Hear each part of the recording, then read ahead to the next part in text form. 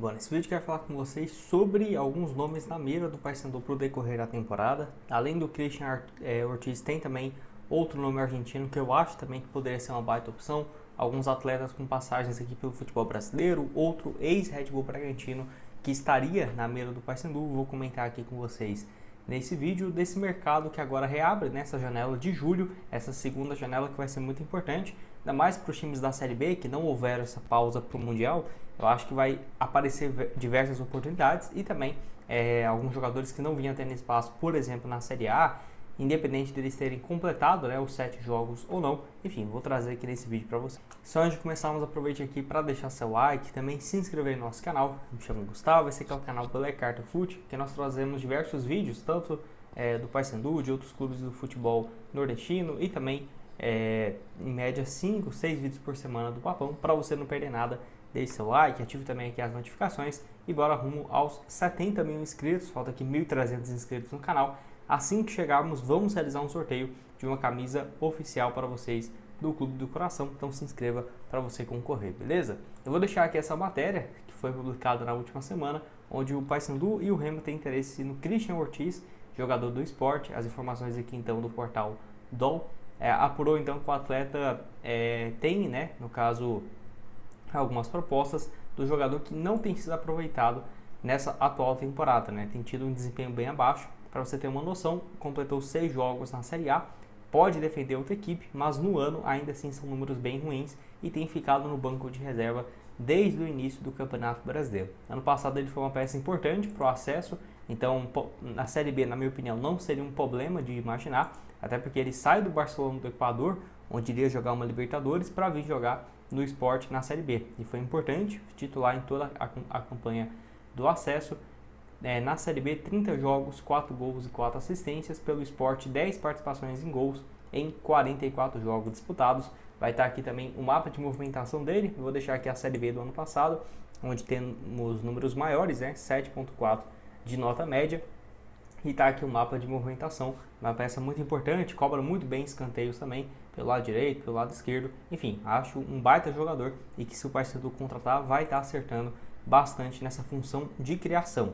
Vale lembrar também que ele pode cair pelo lado direito, um ponta direita, ponta esquerda, não é um problema. Então, pela essa versatilidade, eu acho uma baita opção.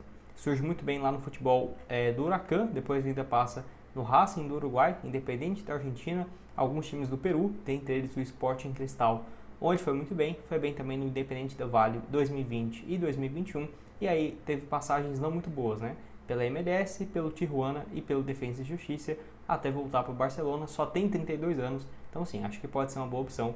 Pode deixar sua opinião aqui embaixo, se você concorda comigo ou discorda, o espaço para comentários vai estar aqui aberto.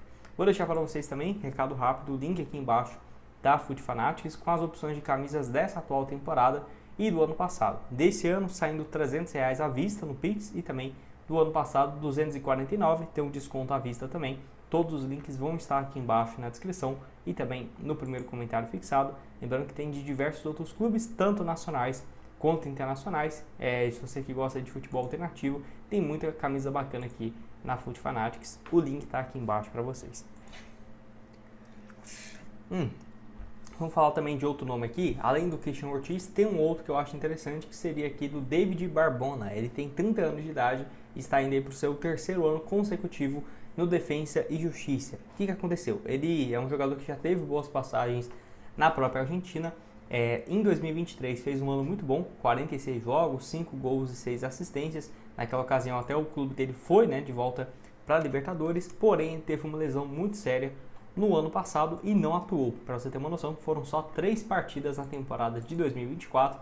Tá aqui o desempenho dele, realmente só no final do ano que ele conseguiu jogar. Ficou basicamente 13 meses em recuperação física e voltou nessa atual temporada como titular, nos primeiros jogos, e está aqui revezando nessa posição, 10 jogos e 1 gol antes da parada da Copa do Mundo. Mas ainda assim não tem recuperado o seu nível técnico. Na minha opinião, se ele voltasse com um bom desempenho igual ele estava, certamente já teria ido para um Boca Juniors, para um River Plate ou para um Racing, por aí, porque vinha de uma fase realmente muito boa e só estava com 28 anos de idade.